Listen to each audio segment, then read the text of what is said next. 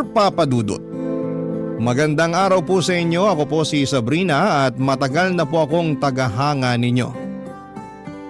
Nalaman ko po ang tungkol sa Barangay LS sa YouTube at mula noon ay palagi na ako nakatutok sa Barangay LS tuwing break ko.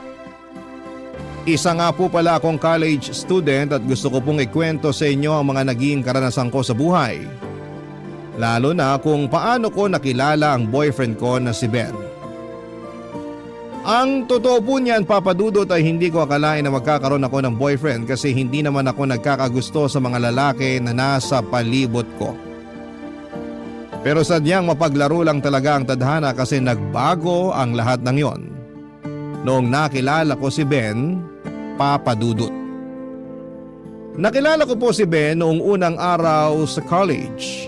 Marami sa mga kaklase ko ang excited sa unang araw ng pasukan at karamihan sa kanila ay mabilis nakipagkaibigan. Pero iba si Ben, sobrang tahimik niya at parang wala siyang pakialam sa paligid niya. Nakatambay lang siya sa upuan niya at nagsusulat ng kung ano-ano sa notebook niya. Aaminin ko po, ang first impression ko sa kanya ay medyo weird siya, parang may sarili siyang mundo at hindi siya nakikisama at nakikihalubilo. Pero Papa Dudut, hindi ko po may tatanggi na noong mga panahong yon ay crush ko talaga siya. Grabe, sobrang gwapo niya at maganda rin ang pangangatawan niya. Kamukhang kamukha niya talaga si Derek Monasterio, Papa Dudut. Ang sabi ko pa nga sa sarili ko noong mga panahon na yon na sayang naman at gwapo sana pero hindi naman nagsasalita. Pero hindi yon naging hadlang para kausapin at kilalanin ko siya.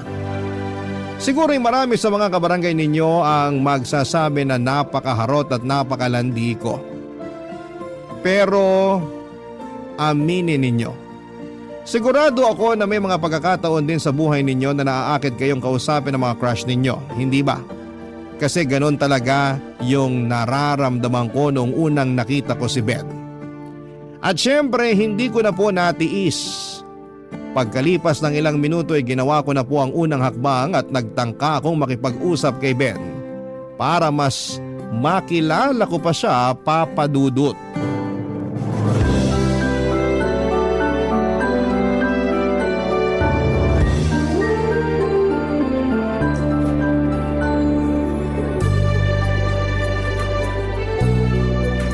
Hello, tatabihan kita ha. Ako nga pala si Sabrina. Anong pangalan mo? Ako ba kinakausap mo? Eto naman patawa. Sino pa ba? Ikaw lang naman tong kinakausap ko. Sorry, ako nga pala si Ben. So nice to meet you, Ben. Alam mo, masaya ako na magkaklase tayo. Ano ba yung sinusulat mo sa notebook mo? Wala. Journal ko to. OMG, hindi ka lang pala gwapo. Matalino ka pa. Thank you. Patingin ako ng journal mo ha. Uy, wag! Sorry kung napagtaasan kita ng boses. Ano ka ba? Ba't sorry ka ng sorry dyan? Ang totoo niyan, dapat ako nga tong humihingi ng tawad sa'yo kasi hindi ko na-realize na ini-invade ko na pala yung personal space mo. Pasensya ka na talaga ha. Sadyang makulit lang talaga ako. Ayos lang yun. Nga pala, may tatanong ako sa'yo ha. Sana wag mong masamain. Kanina ko pa kasi napapansin na wala kang kinakausap dito sa classroom. Tapos hindi ka rin umiimik. May pinagdadaanan ka ba? Ha? Wala akong problema. Okay lang ako. Well, kung sakaling kailangan mo ng makakausap, andito lang ako ha. Friends na tayo simula ngayon, okay? Sige. Perfect! Yan! Nga pala, thank you rin ha. Ha? Thank you saan? Thank you kasi ikaw ang unang kumausap sa akin dito sa classroom. Kasi malamang iniisip ng mga kaklase natin na weirdo ako. At sigurado ako na pinagtatawanan na rin nila ako. Uy, grabe ka naman sa sarili mo. Siguro may mga kaklase tayo na naninibago sa'yo kasi sobrang tahimik mo. Pero hindi ka naman siguro pinagtatawanan. Sabrina, may itatanong ako sa'yo ha. Sana magsabi ka ng totoo. Ano yun? Weirdo rin ba ang tingin mo sa akin? Tsaka pinagtatawanan mo rin ba ako kasama ng iba nating mga kaklase? Saan mo ba nakuha yung pinagtatawanan ka ng mga kaklase natin? Wala naman ako napapansin na pinagtatawanan ka nila. At isa pa, aaminin ko na medyo na-weirdohan ako sa'yo nung una kitang pinagmasdan. Pero kalimutan mo na yun. Pinagmamasdan mo ako? Oh my goodness, gaga ka talaga, Sabrina. Oo pinagmamasdan kita kasi aminin na natin, sobrang pogi mo tapos ang ganda pa ng katawan mo. Mahirap naman yatang paniwalaan yan. Bakit naman? Hindi ako naniniwala na may itsura ako. Kasi kung totoong may itsura ako, bakit hindi ako kinakausap ng mga kaklase natin? Eto ha, tatapatin na kita. Ang dahilan kung bakit walang kumakausap sa'yo, kasi hindi ka mukhang approachable. Maniwala ka sa akin, gwapo ka pero yung mukha mo kasi parang... Parang ano? Parang nang tataboy ng tao, mukha kang masungit, ganun. Sorry, di ko talaga sinasadya. Ganito lang talaga mukha ko. Alam mo ikaw, kung may piso lang ako sa bawat sorry mo, malamang mayaman na ako ngayon. Thank you talaga. Napagaan mo loob ko. Anong ibig mong sabihin? Ang totoo niyan, kabadong-kabado ako kasi first day of school natin ngayon. Pero napagaan mo yung loob ko. Tsaka kahit paano, nawala yung kaba na nararamdaman ko. Ano ka ba? Wala yun. Maliit na bagay. Nga pala, ayos lang ba sa'yo kung sabay na tayong mag-lunch mamaya? Seryoso ka na gusto mo kong kasabay mag-lunch? Eto naman, kung makapagsalita parang may nakakahawang sakit. Oo, wala, hindi. I mean, wala akong nakakahawang sakit. At oo, sasabayan kita mag-lunch. Perfect! Basta babalikan kita dito pagkatapos ng klase natin, ah. Shucks, andyan na yung professor. Babalik na muna ako sa upuan ko. Nice meeting you! Sobrang mahiyain talaga si Ben, Papa Dudut. Sayang lang kasi at gwapo siya pero parang wala talagang tiwala sa sarili. Nung una ko siyang kinausap ay halatang halata na parang gusto niyang maglaho at mawala sa mata ng lahat. Pero sa totoo lang kahit sobrang mahiyain ni Ben at hindi siya yung tipo ng tao na madaling lapitan, ramdam ko pa rin na mabait siya. Kasi hindi ba bilang mga tao ay nararamdaman natin kung mabait, mayabang o may masamang ugali yung mga tao na nakakasalamuha natin. Nang mga panahon na yon, oo mahihain si Ben pero talagang nararamdaman ko na busilak ang puso niya. Kaya naman tuwing nag-uusap kami ay okay lang sa akin na ako yung madaldal habang siya ay tahimik lang at nakikinig sa akin. At hindi nagtagal ay naging matalik na magkaibigan kami ni Ben. Sabay kaming nagla-lunch araw-araw at nagtutulungan na din kami sa mga assignments. Natutuwa ako kasi nararamdaman ko na komportable na siya sa akin. Nung una tuwing kinakausap niya ako ay parang nahihirapan siya, utal-utal siya kung magsalita. Tapos ay nanginginig pa. Pero hindi nagtagal ay naging mas natural na siya, Papa Dudut. Pag kinakausap ko siya ay hindi na siya kinakabahan. Pero sa ibang tao ay ramdam ko pa rin yung kaba niya. Kaya madalas ako na lang ang kinakausap ni Ben. Kasi kapag ako ang kausap niya ay hindi siya kinakabahan at mas komportable siya. Noong mga panahon na yon ay naisip kong normal pa ba yung nararamdaman ni Ben. Kasi hindi ba minsan natural lang naman nakabahan tayo pero kay Ben, kahit yung mga simpleng bagay ay sapat na para kabahan siya ng lubusan. May isang pagkakataon nga na habang binabayaran niya yung tuition fee niya ay nanginginig pa ang kamay niya at parang nahirapan siyang magsalita. Ang dami niyang inhale, exhale. Bago niya kinausap yung registrar para bayaran ang tuition fee niya. Pero kahit na may ganong karamdaman si Ben ay tanggap na tanggap ko pa rin siya bilang kaibigan. Kasi sa pagiging tunay na kaibigan ay wala kang mapipintas kay Ben, Papa Dudut. At pagkatapos ng ilang linggo ay dumating ang araw na isa-isa kaming ipinag-present sa klase. At doon ko talaga nakumpirma na hindi na normal yung pinagdadaanan ni Ben, Papa Dudut.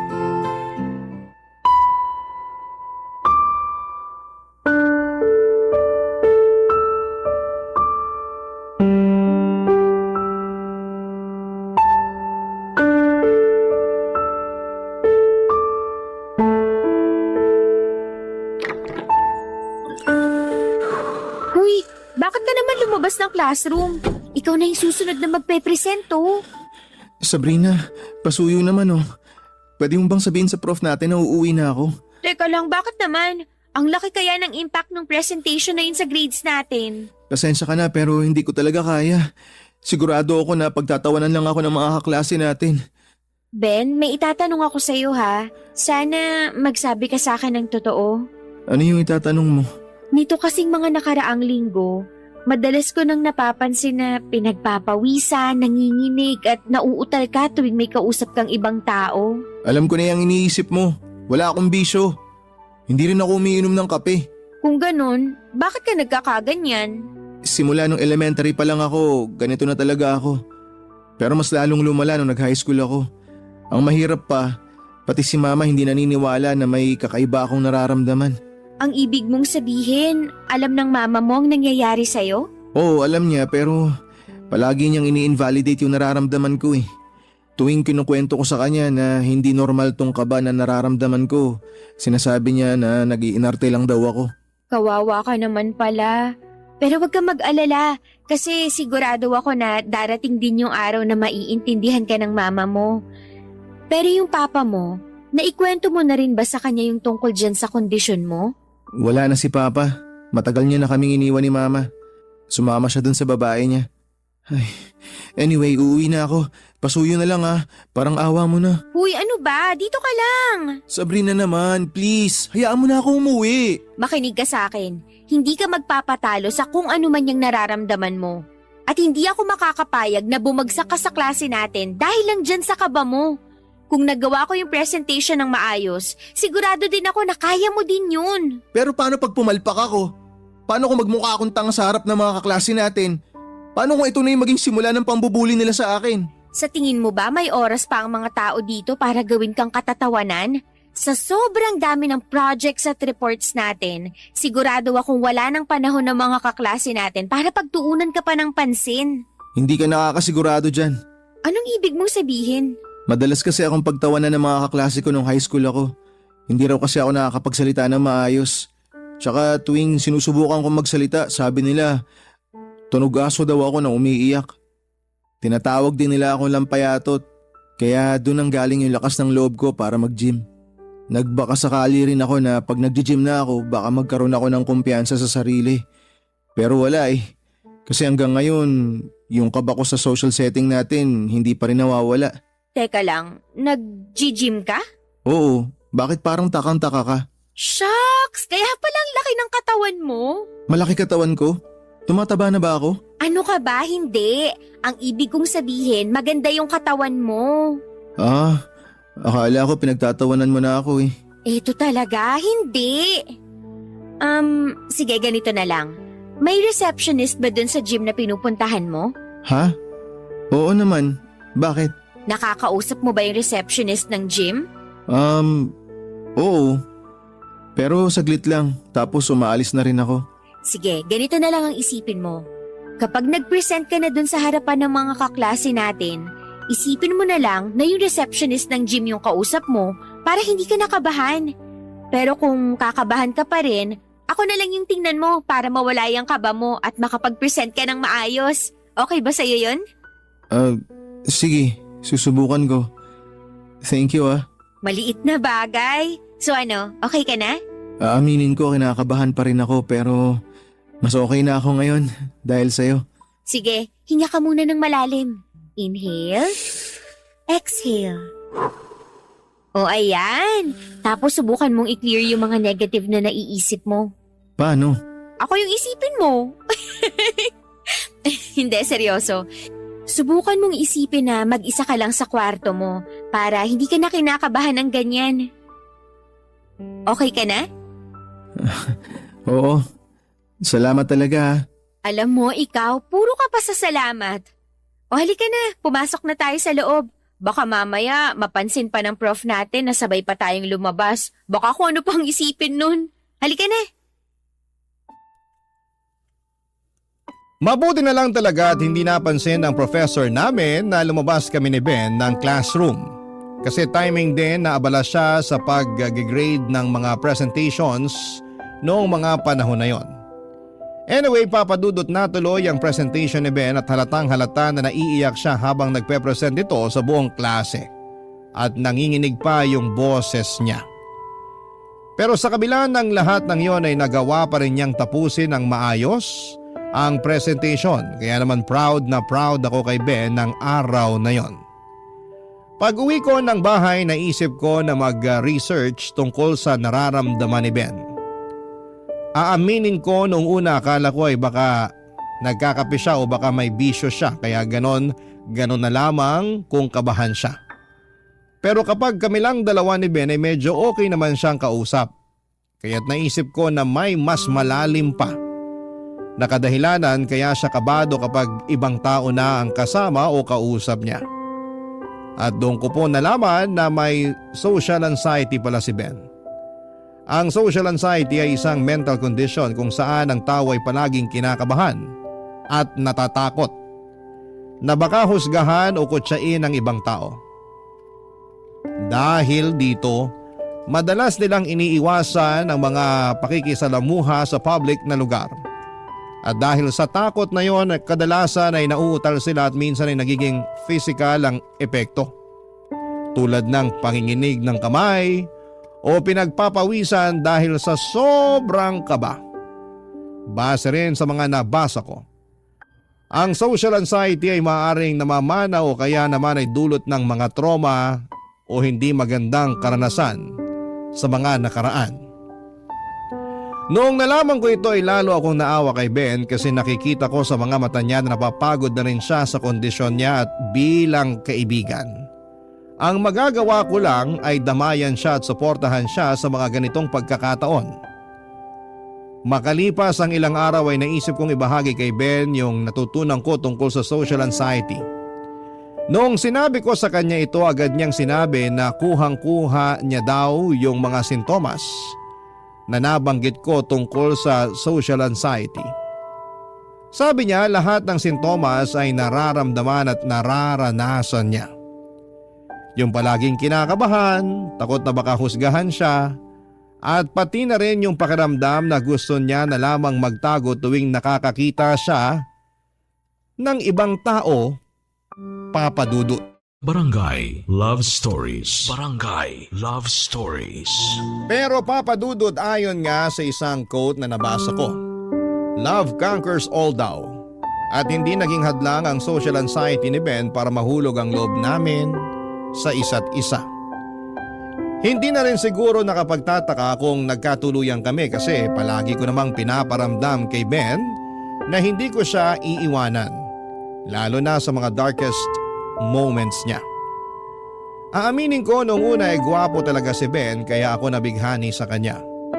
Pero yung ugali niya talaga ay ang totoong dahilan kung bakit ako patuloy na nananatili sa tabi niya.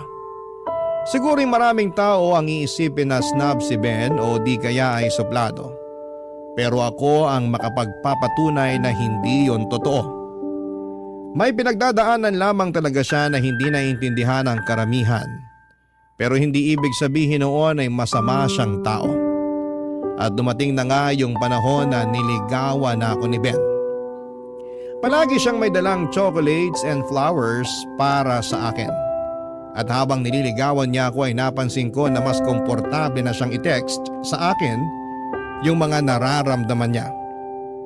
Kasi sa text, mas nakakapag-compose siya ng mga thoughts niya at mas naipapaliwanag niya ng maayos ang saloobin niya. Isa rin sa mga napansin ko kay Ben ay ayaw niya yung tinatawagan siya sa cellphone. Parang tumitibok ng malakas ang puso niya kapag nakakarinig siya ng pag-ring ng cellphone niya. Pero tinulungan ko siya papadudot at nagsimula kaming magtawagan. Kasi gusto ko na matulungan siya na mawala yung kaba niya sa pagsagot ng tawag at para na rin matulungan siya na mawala yung social anxiety niya kahit papaano. Fast forward papadudot at naging kami din ni Ben at dumating na yung araw na naglakas loob na siya na ipakilala ako sa mama niya. Nung una syempre kinakabahan si Ben pero nilabanan niya yon kasi sabi niya sa akin yung pagpapakilala niya sa akin sa mama niya ay patunay daw na seryoso siya sa akin. Hindi ko inakala na ang haba na pala ng buhok ko. Hindi ko nga lubos akalain na yung crush ko ay magiging boyfriend ko na rin sa wakas. At noong mismong araw na yon ay tumuloy na kami sa bahay ni Ben para ipakilala ako sa mama niya, Papa Dudut.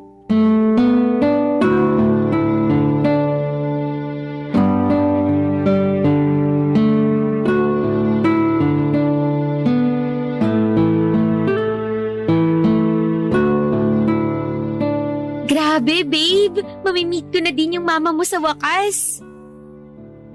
Hello? May kausap pa ba ako dito? Bakit hindi ka mapakali dyan? Pasensya ka na babe, pero ito kasi yung first time na may ipapakilala ako sa mama ko eh. Alam mo, kung hindi ka pa handa, naiintindihan ko naman eh. Uuwi na lang ako kung gusto mo. Uy, sandali lang. Wag, dito ka lang. Kaya ko to. Kaya ko. Liga. Sigurado ka na ba talaga? Oo. Gusto ko talaga iparamdam sa'yo na seryoso ako sa pagiging boyfriend mo. Kaya halika na, pumasok na tayo. Ipapakilala na kita. Ma? Ben! Ikaw na ba yan? Andito ako sa kusina. Halika rito para matulungan mo na ako sa pagluluto. Opo.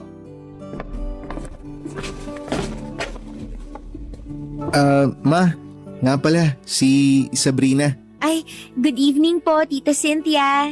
Good evening din sa'yo, Iha. Ben, siya na ba yung... Opo, ma. Siya po yung kinukwento ko sa inyo. Girlfriend ko. Kita mo na? O anong sabi ko sa'yo? Normal ka. Sadyang mahiyain na torpe ka lang talaga. Ma, yung hiya tsaka yung kaba na nararamdaman ko araw-araw, hindi naman na po normal eh. Sus! Tita Cynthia, mawalang galang na po ah. Pero totoo po yung sinasabi niya. Araw-araw ko pong napapansin na grabe kung kabahan at tamaan ng nerbiyos itong si Ben. Sa katunayan nga, nag-research ako tungkol sa kondisyon niya at napag-alaman ko na may social anxiety siya. Social ano?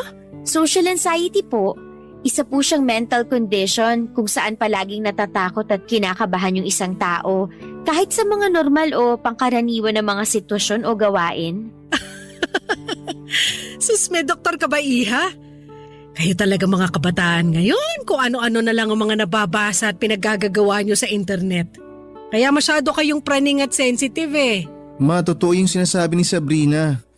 At sangayon din po ako sa research niya. Sa tingin ko po talaga may social anxiety ako. Kalokohan! Huwag ka nga magpapapaniwala dito sa girlfriend mo. Alam mo, Iha, sayang ka.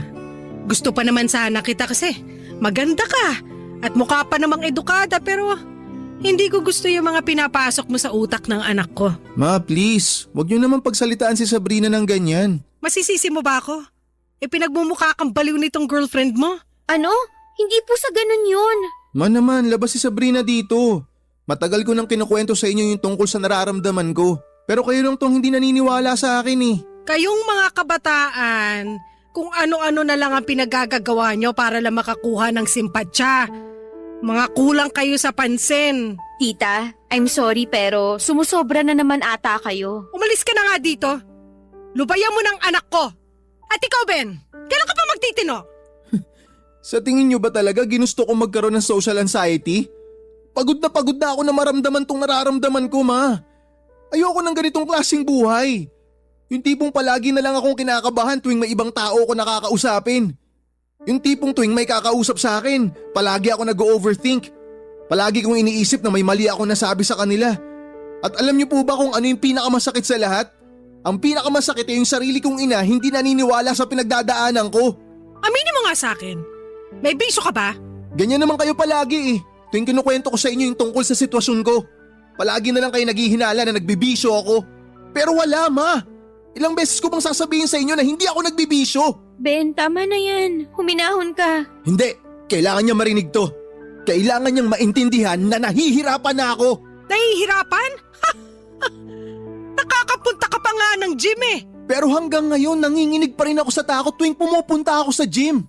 Alam niyo ba yun? Siyempre hindi. Kasi ni minsan hindi naman kayo nagtanong kung okay lang ako, May. Ni minsan hindi niyo inalam yung tungkol sa kondisyon ko. Utang na loob. Hindi pa ba sapat yung napapakain kita ng 3 beses sa isang araw? Hindi pa ba sapat yung napag-aaral kita sa kolehiyo? Napaka-ingrato mong bata ka? Wala naman akong sinabi na hindi ako nagpapasalamat sa inyo eh. Ang totoo niyan, grabe yung pasasalamat ko sa inyo dahil binuhay niyo ako ng mag-isa simula nung iniwan tayo ni Papa. Pero hindi naman yun yung problema. Ang gusto ko lang naman sana unawain niyo yung kondisyon ko. Anong gusto mong sabihin ko? Hala! Nakakaawa ka naman! Nahihirapan ka sa kondisyon mong hindi naman totoo! Maupo ka na lang dyan! Maya-maya kakain na rin tayo! Pasensya na pero biglang sumama yung pakiramdam ko. Doon na lang muna ako sa kwarto. Sabrina, umuwi ka na. Tatawagan na lang kita mamaya. Ha? Sige. Hoy, babae, makinig ka sa akin ha. Ito na ang huling beses na sasabihin ko to sa'yo. Lubayan mo ng anak ko kung ayaw mo magkagulo tayo. Sige na! Umalis ka na! Sobrang nalungkot at nanghinayang po ako na hindi maganda yung unang pagkikita namin ni Tita Cynthia. Akala ko kasi magiging okay lang ang lahat, pero talagang totoo yung sinasabi sa akin ni Ben dati na hindi siya nauunawaan ng mama niya pagdating sa social anxiety niya. At ang pinakamasaklap sa lahat ay ako pa yung sinisisi ni Tita Cynthia kung bakit nakakaranas ng social anxiety si Ben. Sobrang unfair po noon para sa akin kasi sino ba naman ang gugustuhin na magkaroon ng social anxiety ang boyfriend? Kung tutuusin nga dapat si Tita Cynthia pa ang unang nakakaintindi sa kondisyon ni Ben dahil siya yung nanay pero parang kabaliktaran pa yung nangyayari. At noong nakauwi na ako sa bahay namin, agad kong tinawagan si Ben para kausapin at kumustahin siya. Naikwento niya sa akin na noong nasa high school pa lamang siya, madalas na daw silang nagtatalo ng mama niya tungkol sa social anxiety niya. Pero hindi raw siya pinapaniwalaan ito. Pero kahit na hindi siya nauunawaan ng mama niya, nalagpasan daw ni Ben yung hirap na yon kasi may best friend siya noong high school na nakakaintindi sa kanya. Kaya lang noong pumanaw ang best friend niya noon, doon na talaga siya nawala ng kumpiyansa sa sarili niya. Pakiramdam niya daw na wala na talagang nakakaintindi sa kanya. Naku Papa Dudut, noong sinabi ni Ben na wala na raw nakakaintindi sa kanya ay parang nagulat ako. Parang sinabi ko sa sarili ko, ay aba matindi, walang nakakaintindi sa iyo so ano ako, multo? Pero syempre hindi ko na sinabi yon sa boyfriend ko. Ang sinabi ko lang sa kanya ay kahit pumanaw na yung best friend niya, nandito pa naman ako para intindihin at unawain siya. Sabi ko sa kanya na hindi siya nag-iisa at mukhang nakikita naman ni Ben na hindi ko siya iiwanan sa mga darkest moments niya. Pero Papa Dudut, hindi ko talaga ine-expect na may darating pa na mas malalim na pagsubok. Isang araw matapos ang klase namin ay kinausap ako ni Ben, Papa Dudut. Sobrang seryoso ng tono ng boses niya noong araw na yon. At agad akong kinabahan kasi parang may gusto siyang sabihin na napakabigat. At doon na nga niya sinabi sa akin ang isang bagay na labis kong kinalungkot noong mismong araw na yon.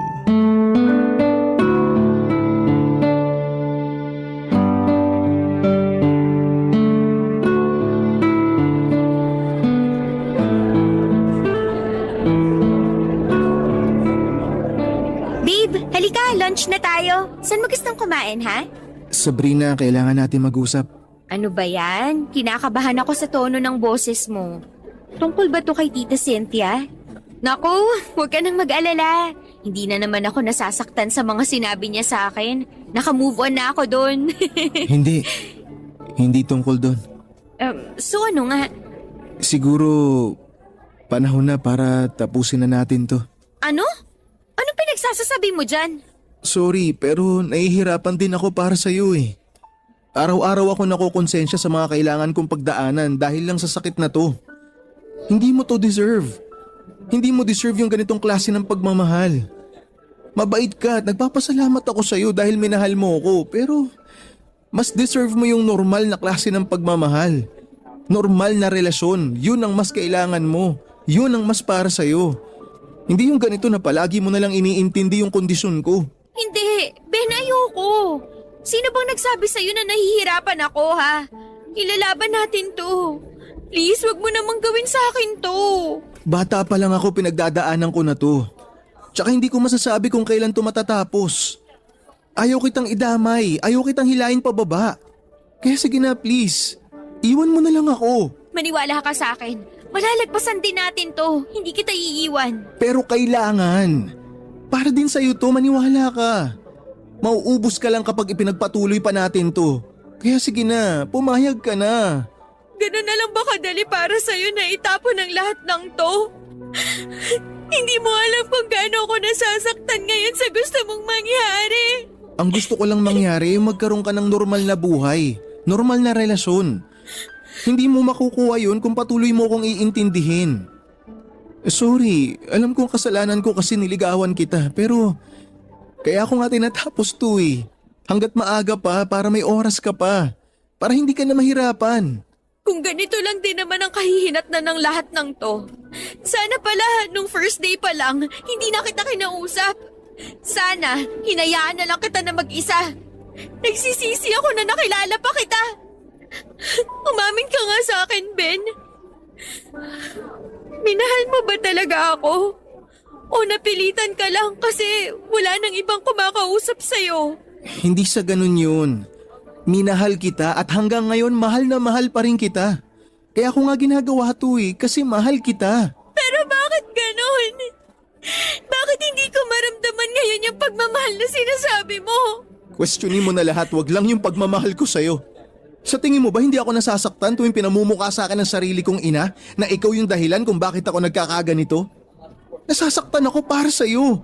Tuwing sinasabi ni mama na pinahihirapan lang daw kita. Sinabi niya yon? Ben, hindi mo ba nakikita yung ginagawa ng mama mo? Pinaghihiwalay niya tayo. Alam mo sa sarili mo na hindi totoo yung mga sinasabi niya sa'yo. Oh, pero So bakit ka nagpapaapekto? kasi may punto siya. Tama siya, Sabrina. Pinahihirapan lang kita. Utang na loob. Manindigan ka naman. Matuto kang lumaban para sa mga taong nagmamahal at naniniwala sa'yo. I'm sorry. Tama ka. Hindi mo ako sinukuan. Kaya wala akong dahilan para sukuan din yung relasyon nating dalawa. Maniwala ka, Ben. Magtatapos din to. Pero hanggang kailan? Hanggang kailan ako magtitiis at mahihirapan? Hindi ko alam. Pero isang bagay lang ang sinisigurado ko sa'yo. At yun ay hindi kita susukuan, ha? Sabihin mo nga sa akin ang totoo. Hindi ka pa ba nagsasawa na intindihin ako? Aaminin ko. May mga pagkakataon na nahihirapan ako para sa'yo. Pero bilang girlfriend mo, alam ko rin na mas higit ka pa kaysa dyan sa nararamdaman mo. Kaya please lang, lumaban ka. Huwag kang susuko. Alam mo, hindi ko alam kung anong nagawa kong tama para magkaroon ako ng girlfriend na katulad mo. Sobrang swerte ko sa'yo. At sobrang swerte ko din sa'yo kasi nakikita ko naman kung paano mo nilalabanan yung nararamdaman mo. Siguro hindi mo nakikita yon. Pero para sa akin, sapat na yung sinusubukan mong labanan yung social anxiety mo. Sana balang araw, makita at ma-realize ni Mama na hindi ko naman talaga ginusto na magkaroon ng sakit na ganito. Pero alam mo, sa totoo lang, naiintindihan ko rin naman yung mama mo. Kasi iniwan kayo ng papa mo. Tapos pinalaki ka niya ng mag-isa. Kaya siguro para sa mama mo, sapat na yung napapakain at napapag-aral ka niya. At utang na loob ko yun sa kanya. Ang akin lang naman, sana maunawaan niya na may pinagdadaanan ako. Ang hindi ko pa maintindihan, ikaw ang sinisisi ni Mama kung bakit ako nagkakaganito. Ay, mama mo lang talaga ang makakasagot niyan. Pero wag mo na munang isipin yan. Mas lalo ka lang masistress. Tama ka. Babe, pasensya ka na talaga ha. Salamat din kasi hindi ka napagod na iparamdam sa akin na mahal mo ko. I love you. I love you too. Basta wag mo na ulit gagawin yun ha. Hindi tayo maghihiwalay at hindi ako magsasawang ipadama sa'yo na mahal kita. Mabuti na lang po talaga at nagkaayos kami kaagad ni Ben noong araw na yon. At kung sa tingin niyo po ay doon na natapos ang problema namin, mali po. Kasi isang araw noong wala kaming pasok ni Ben ay naisipan namin na mag-date at pumunta sa isang mall. Naisip namin na magandang pagkakataon yon para makapag-relax at magsaya. At noong nakarating na kami ni Ben sa mall ay bumili kami ng maiinom. At habang naglalakad kami, aksidente namang natapilok si Ben at natapon niya yung inumin namin. Agad na pinagtawanan siya ng mga tao na nakakita sa nangyari. Normally sa mga ganitong sitwasyon ay mabilis lang na makaka-move on yung isang tao, pero iba ang nangyari kay Ben pagkatapos noon. Sumama ang loob ni Ben at talagang dinibdib niya yung nangyari. Sobrang nahiya siya sa mga nangyari at noong nakalabas na kami ng mall, hindi pa rin niya naalis yung bigat na nararamdaman niya. Yun na po ata ang pinakaunang pagkakataon na nakita kong namumula ang mukha ni Ben ng sobrang tagal. Long story short ay nasira ang date namin at sa huli ay nag-decide kami na umuwi ng maaga. Grabe, Papa Dudut. Sobra po akong nangihinayang. Minsan na nga lang kaming lumabas para makapag-bonding tapos ganun pa yung nangyari. Nararamdaman ko na parang sayang talaga yung pagkakataon na yon. Kasi perfect na sana yung araw para sa amin. Ang totoo niyan ay maituturing ko na sana na perfect boyfriend si Ben kung wala lang siyang social anxiety. Pero nang mga panahong yon, sa kabila ng mga nangyari, wala talaga sa bokabularyo ko ang makipaghiwalay kay Ben. Sa halip ay nag-isip ako ng paraan kung paano ko matutulungan ang boyfriend ko sa mga pinagdadaanan niya. Kasi habang tumatagal, mas nararamdaman ko na kung wala akong gagawin, baka tuluyan ang masira ang relasyon namin. Ayokong masira yon kaya't nag-decide akong kailangan ko ng kumilos kung gusto ko pang isalba ang relasyon naming dalawa. Barangay Love Stories. Barangay Love Stories. Noong mga panahong yon ay gusto ko na talagang patignan si Ben sa isang psychiatrist. Kasi alam ko na sa mga kondisyong katulad ng social anxiety, mas makakatulong kung may profesional na tutulong kay Ben na maintindihan kung ano talaga ang nararamdaman niya. At syempre para matutunan niya rin kontrolin ang mga emosyon niya. Kung iisipin mo kasi ang mga mental conditions tulad ng social anxiety ay matagal nang pinag-aaralan ng mga psychiatrist. At sila ay yung may tamang kaalaman at training para matulungan si Ben na malagpasan yon. Nang ikinuwento ko kay Ben kung willing ba siyang magpatingin sa psychiatrist ay hindi siya nagdalawang isip. Sabi niya willing siyang gawin at walang problema sa kanya yon kasi kahit si Ben ay alam niyang hindi na niya kayang kontrolin yung sobrang kaba at hiya niya tuwing nasa pampublikong lugar siya. Hindi rin niya maintindihan kung bakit yung ibang tao parang normal na nakakapag-interact sa ibang tao habang siya ay palaging nahihirapan. Naawa nga ako kay Ben kasi minsan ay nakikita ko yung inggit sa mata niya sa mga taong tila walang problema sa pakikipag-usap o pakikipagsalamuha sa ibang tao. Kaya lang, may malaking problema kami, Papa Dudut. Pareho kaming estudyante ni Ben at wala kaming sapat na pera para patignan siya sa psychiatrist. Dapat nga si Tita Cynthia na mismo ang nagkukusa na patignan si Ben. Kasi siya naman yung nanay at may responsibilidad siyang tulungan si Ben sa kondisyon niyang ito.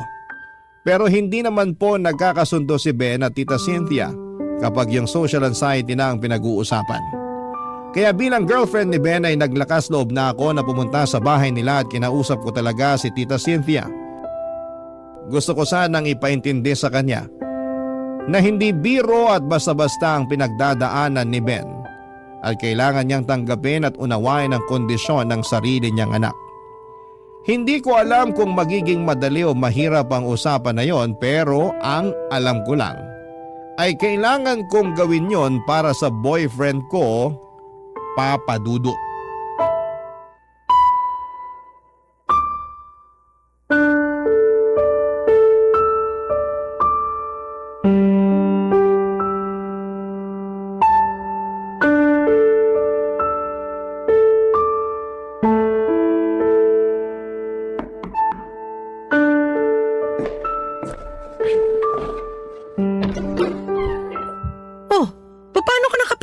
dito.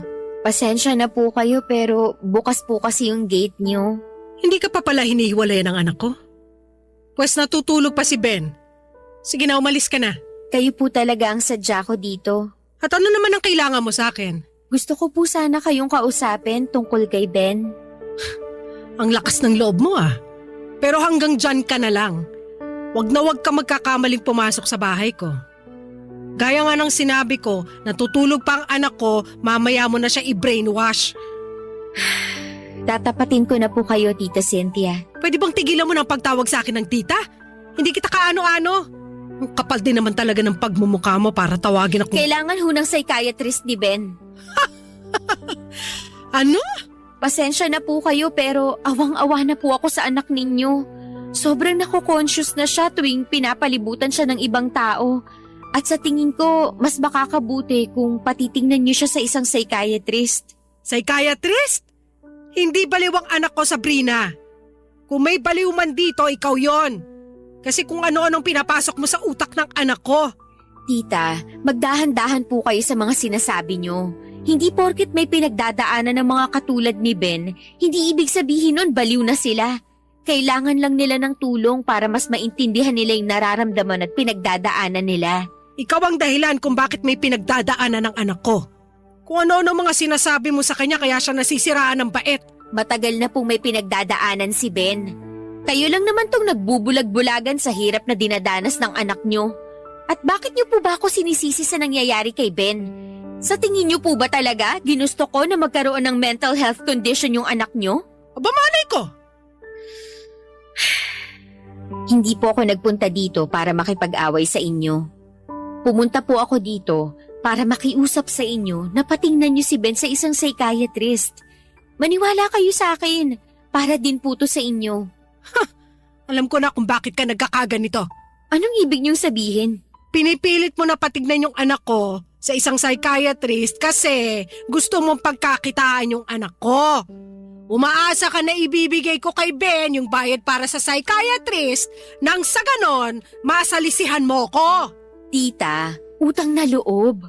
Wala akong ibang gusto kung hindi ang mapabuti si Ben. Mahal ko po yung anak niyo. Mahirap po bang intindihin yun? Kasi ikaw ang dahilan kung bakit nagiging baldado ang anak ko. Alam niyo po, no offense ha, pero mas naiintindihan ko na ngayon kung bakit may mga pagkakataong sumasama ang loob ni Ben sa inyo. Kasi ang kitid ng utak niyo, hindi kayo marunong umintindi.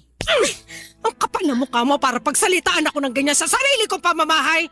Sabihin niyo nga ho sa akin, bilang nanay niya, hanggang kailan niyo kayang tiising nakikita si Ben na nahihirapan sa kondisyon niya? Wala siyang kondisyon. Gawa-gawa niyo lang yan.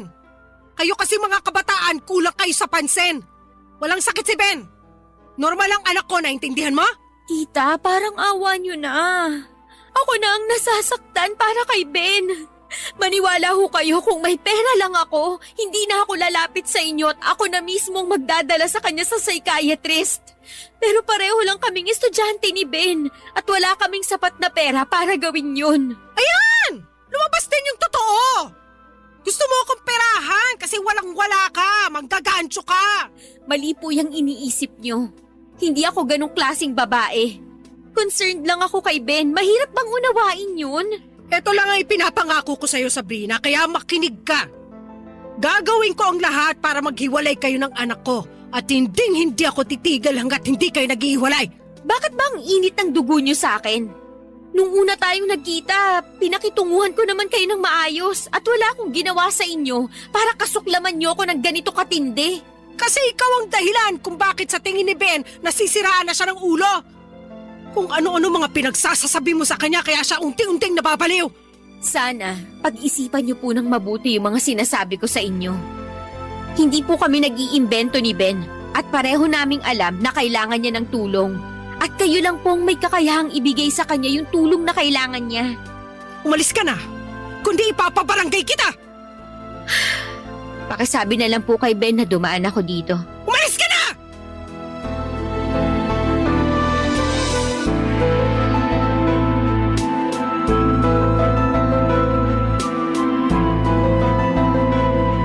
Ang hirap Mahirap talagang ipagtanggol si Tita Cynthia ng mga panahon na yon, Papa Dudut. Mukhang lumaki siya sa mas makalumang pananaw at mahirap baguhin yung ganong klase ng mindset. Ako naman ay ipinagpapasa Diyos ko na lang na sana balang araw ay mas lalawakan ni Tita Cynthia yung isip niya. Kasi beruin mo ha, yung mismong ina mo ay hindi ka naniniwala na may pinagdadaanan ka. Ako ang nasasaktan para kay Ben tuwing naiisip ko si Tita Cynthia. Kaya masasabi ko na lamang talaga na sobrang swerte ko talaga sa mga magulang ko kasi kabaliktaran sila ni Tita Cynthia.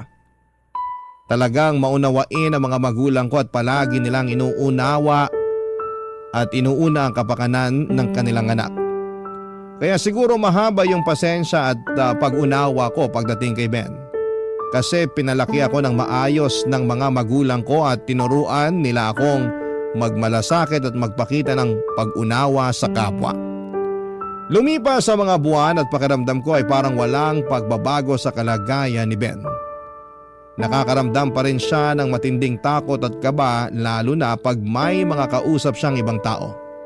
Nakaramdam na po ba kayo ng kaba tuwing sasalang kayo sa mga job interview? O di kaya ay paparating na yung mataray at masungit ninyo na boss? Ganon ang klase ng kaba na nararamdaman ni Ben tuwing nakakakita siya ng mga tao. Pero syempre nandito naman ako para tulungan siya. Pero hindi naman sa lahat ng oras ay nandito ako para saluhin siya. Kaya sinabi ko din kay Ben na maghanap siya ng mga videos online na makakatulong sa kanya para malaman niyang hindi siya nag-iisa. At mabuti na lamang talaga at nakinig siya sa akin. At kitang-kita ko na patuloy niya pa rin na nilalabanan ang social anxiety niya kahit papaano. Pero papadudot isang araw habang nasa school ako ay nagtaka ko kung bakit absent si Ben. Kaya tinawagan ko si Ben. At laking gulat ko noong napag-alaman ko na nabangga si Ben ng isang motor habang naglalakad papunta ng school. Sobra akong nagpanik noong mga panahon na yon. At agad akong umalis ng eskwelahan para puntahan si Ben sa ospital, Papa Dudut.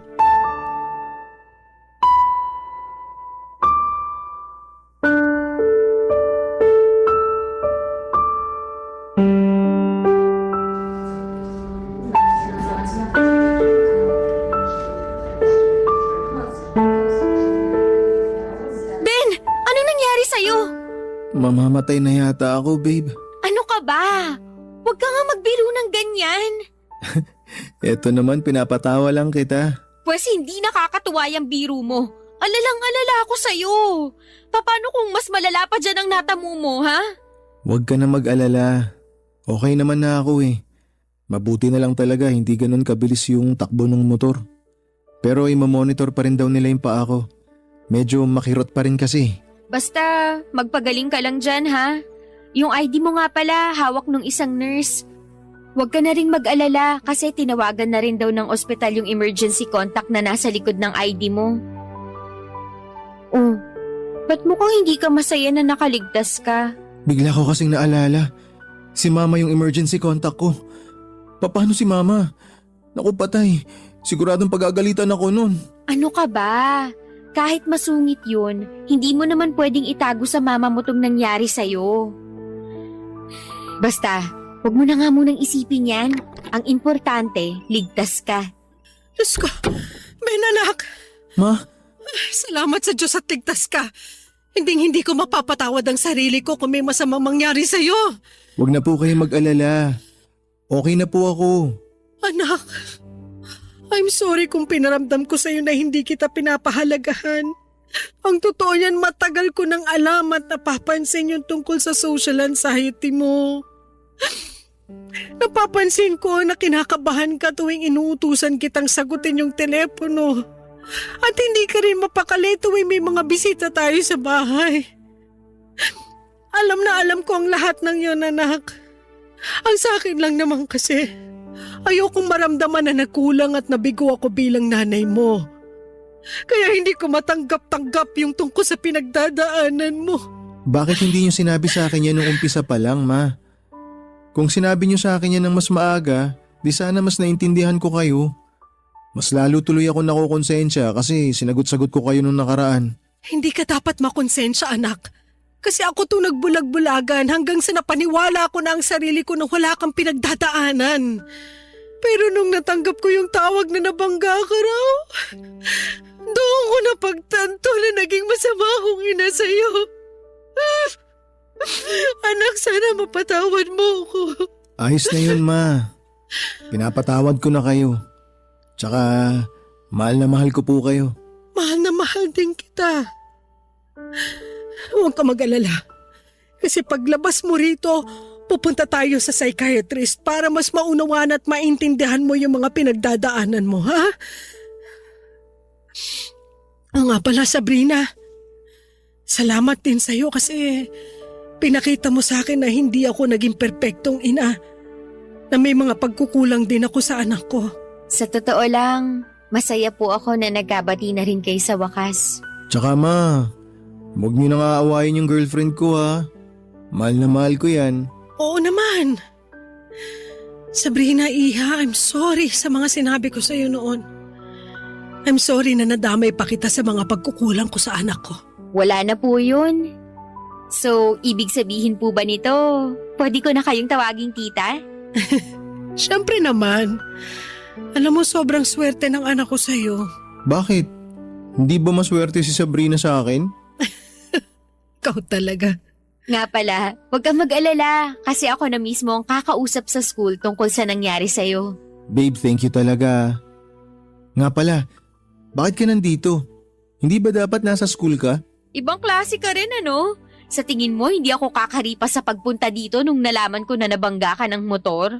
Naku anak, kung ako sa'yo, wag mo nang hihiwalayan tong si Sabrina. Seryoso ba kayo, ma? Parang kailan lang, tutol na tutol kayo sa relasyon namin, ha? Ano ka pa naman, nak? Wag mo nga ipaalala sa akin yun, nakakahiya dito kay Sabrina eh. Basta tita, sinisigurado ko po sa inyo na okay na tayo. Mabuti naman kung ganon. Pero yung pag-aaral niyo munang atupagin niyo, ha? Mas mahalaga pa rin na makapagtapos kayo. Pero sigurado po ba kayo natanggap niyo na talaga si Sabrina? Siyempre naman. Kung ganun, panahon na para pagplanuhan namin yung kasal. Huy Ben, ano ka ba? Tumigil ka nga, nakakahiya. Okay na ako sa setup niyo sa relasyon yung dalawa. Basta pagbubutihin niyo lang ang pag-aaral niyo. Tsaka niyo naisipin yung pagpapakasal kapag nakapagtapos na kayo. Nga pala anak, nakuha mo ba yung plate number nung nakabangga sa'yo? Wag na po, okay naman po ako eh. Tama si tita. Dapat panagutin natin kung sino man ang lokong nakabangga sa'yo. Anyway, sigurado naman ako na may CCTV doon sa pinangyarihan ng insidente. Basta magpagaling ka na muna, okay? Thank you, babe. I love you. I love you too. Nagpapasalamat na lang po ako at hindi ganong kalala ang natamong sugat ni Ben. May mga kaunting fractures lang sa tuhod kaya't kinailangan niyang gumamit ng crutches at ilang linggong pahinga. Pero salamat sa Diyos kasi dumating din yung araw na gumaling din siya at nakabalik na sa school. Tungkol naman sa driver na nakabangga kay Ben, natunto ni Tita Cynthia yung bahay niya at hindi pala malayo sa pinangyarihan ng aksidente yung bahay ng driver. Nakipag-areglo na lamang yung driver kay Tita Cynthia at nagmakaawa ito na huwag na siyang kasuhan, kaya pumayag na lang din si Tita Cynthia para matapos na ang gulo. At tungkol naman kina Tita Cynthia at Ben ay masaya akong sabihin na nagkaayos na talaga sila. Tuwing weekends ay nagsasama na sila sa pagpunta sa psychiatrist at kitang-kita ko na nag-improve na ang social skills ni Ben. Nakakapagsalita na siya ng hindi kabado o nanginginig. Talagang malaking tulong ang medication at counseling na natatanggap ni Ben mula sa psychiatrist. At kami naman ni Tita Cynthia ay okay na rin. Tanggap na niya ako bilang girlfriend ni Ben at wala na akong mahihiling pa. Pero ipagdarasal ko pa rin na sana tuloy-tuloy na ang pag-i-improve ni Ben. Para po sa mga nakakaranas ng social anxiety dyan, gusto ko lang pong sabihin na hindi kayo nag-iisa. At maraming tao ang handang umunawa at magbigay ng suporta sa inyo. Kaya lumaban lamang po kayo dahil habang may buhay ay may pag-asa. Ang dami ko pong natutunan sa relasyon namin ni Ben. Isa sa mga pinakamahalagang realizations ko ay ang pagiging sensitibo at maunawain sa mga taong may mental health conditions. Tulad na lamang po ng social anxiety. Mahalaga na huwag nating husgahan ang mga tao base sa kanilang kahinaan at lagi nating tatandaan na may mga bagay na hindi agad natin nauunawaan kaya't magsikap tayong magbigay ng malasakit at suporta. Dahil sa simpleng pag-unawa, malaki ang maitutulong nito sa mga taong may pinagdaraanan. Dito ko na po tatapusin ang kwento ko at kapag nakapagtapos na kami ng pag-aaral at dumating na yung oras na nagpakasal na kami ni Ben ay susulat pong muli ako sa inyo. Papa Dudut, maraming salamat po sa oras na nilaan ninyo sa liham ko. Ang inyong forever kapuso at kabarangay, Sabrina. Dear Papa Dudut, ako nga po pala si Risha, 18 years old at lumaki sa poder ng aking ama na 45 years old. Mag-isa niya akong tinaguyod, kahit ang hirapan ng buhay. Hindi niya sinukuan ang pagiging ama sa akin, kabaligtaran naman yon sa aking ina. Hindi ko na nakilala po ang aking ina at sanggol pa lamang ako noong iniwan ako ng aking ina kay tatay. Naging ina at ama tuloy si tatay sa akin. Hindi na siya nag-asawa pa. Sa akin niya ibinuhos ang buong buhay niya. Kaya palagi kong pangako na babawi ako sa kanya. Oras na makahanap ako ng magandang trabaho na maayos ang pasahod. Kasi lahat ng kailangan ko ay binigay ni tatay. Alam kong madalas na siyang nagkakasakit para lamang buhayin ako, Papa Dudut, pero hindi niya yon pinapakita sa akin. Lagi niyang inuuna ang kailangan ko. Hindi ko na nga maalala kung kailan siya huling bumili ng gamit para sa sarili niya. Ang mga napaglumaang damit ng mga kakilala namin ang siyang pinagtitiisan niya. Isa lang ang sapatos niya. Kahit naghihingalo na at rugby lang ang pinagsasalba niya. Lagi kong sinasabi sa kanya na unahin na niya ang pagbili ng sapatos. Pero sabi niya hindi naman daw kailangan dahil mas komportable siya sa tsinelas kapag nagtatrabaho. Mabuti na lamang at pinapayagan siya sa trabaho na magtsinelas. Naputol kasi ang ilang daliri sa paa ni tatay. Hindi naman siya nagkukwento tungkol doon. Kaya naisip ko na baka naaksidente siya sa trabaho.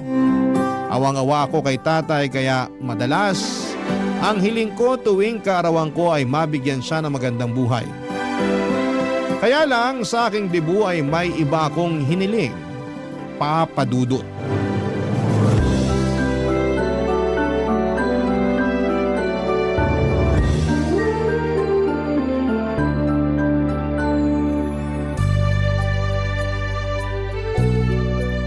Happy birthday, anak! Salamat, Tay. Pasensya na kung 5 instant noodles at 3 nilagang itlog lang ang handa mo, ha? Na-delay kasi yung sahod ko. Ayos nga to eh. Alam nyo namang paborito ko ang instant noodles. Tapos tong tostadong pandesal na merong mantikilya. Perfect! Salamat, Tay. Walang anuman, anak. Basta para sa'yo. Babawi ako sa'yo sa susunod. Kapag nakuha ko na yung sahod ko, mamamasyal tayo. Pasok tayo sa mall. Tingin tayo ng mga damit mo ron. Nako, wag na po, Tay. Alam nyo namang hindi ako mahilig pumasyal sa mall. Saka baka mapagastos lang tayo ron. Pumirmi na lang tayo rito sa bahay. Manood tayo sa cellphone ko ng pelikula.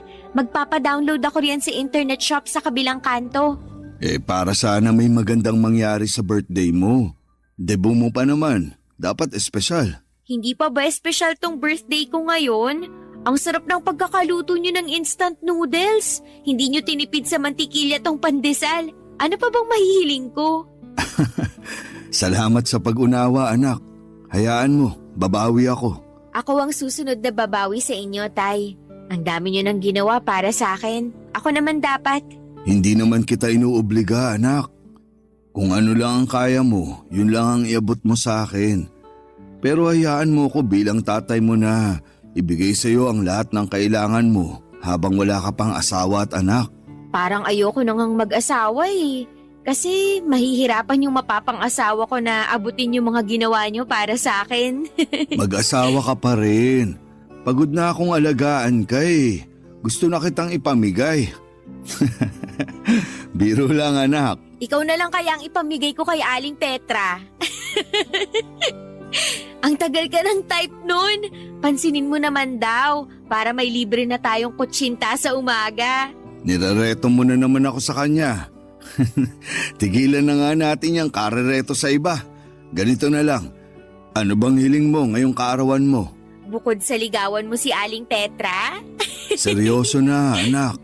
sana makilala ko na ang tunay kong nanay. Ay, napag-usapan na natin to. Bakit ba kasi ayaw mong ipakilala sa akin si nanay? Gusto ko lang namang mawala na yung mga tanong sa isip ko kung sino siya, kumusta siya, naaalala ba niya ako? O kahit kung paano lang niya ako kargahin nun. Yun lang naman, Tay. Huwag niyo na sanang ipagdamot yun sa akin. Birthday ko naman. Ay, basta iniwan ka na niya sa akin. Alam ko na yan, Tay. Bigyan niyo pa ako ng ibang detalye, please. Tsaka na tayo mag-usap ulit. Risha, Tay, please. ay, kumain muna tayo. Kailangan ko ng pampalakas bago ako magkwento. Tahimik naming nilantakan ang instant noodles na niluto ni tatay. Hindi makatingin noon sa akin si tatay at parang iniisa-isa niya sa isipan ang mga alaala niya kay nanay. Nahalata kong nabalisa siya. Pero sana'y maintindihan niya na kailangan ko na ring malaman ang kwento tungkol sa aking nanay. Ang tagal ko rin yung hinahanap-hanap at wala akong may kwento sa school kapag may assignment ako tungkol sa aking nanay. Naging madamot kasi si tatay tungkol kay nanay. Gusto lang daw niya akong protektahan. Pero dalaga na ako at alam kong kaya ko nang harapin ang tungkol kay nanay. Pagkatapos namin kumain ay saka na kami nag-usap. Diretsahan na niyang sinabi ang lahat, Papa Dudut. Lorna ang pangalan ng nanay ko. 36 years old lamang siya at kay dad ko lamang siya nung pinanganak niya ako. Hindi pa siya handang maging ina noon kaya iniwan daw ako kay tatay. Sinabi rin ni tatay na marami siyang pagkukulang kay nanay at hindi raw niya naibigay ang lahat ng kailangan ni nanay. Kaya hindi niya masisisi si nanay kung umalis ito para buhayin ang sarili at tuparin ang mga nautlot nitong pangarap. Bumalik ito sa probinsya niya sa Bataan. Noong una raw ay nakikibalita pa ito sa akin pero nang tumagal ay hindi na. Pinaubayan na raw ako ng buo kay tatay. Dahil sabi ni nanay mas maganda raw ang paglaki ko kung si tatay ang bubuhay sa amin. Pagkatapos noon ay binigay din ni tatay ang picture at address ni nanay sa probinsya. Parang nabasa ni tatay na gusto kong puntahan si nanay. Kaya nagabot ito ng 2,000 piso para maggamit ko sa pagdalaw ko kay nanay. Niyakap ko si tatay at nagpasalamat. Noong gabing yon ay tinulungan niya akong mag-impake ng damit. Kinabukasan ay maaga akong hinatid ni tatay sa bus station patungo sa Bataan. Papa Dudut.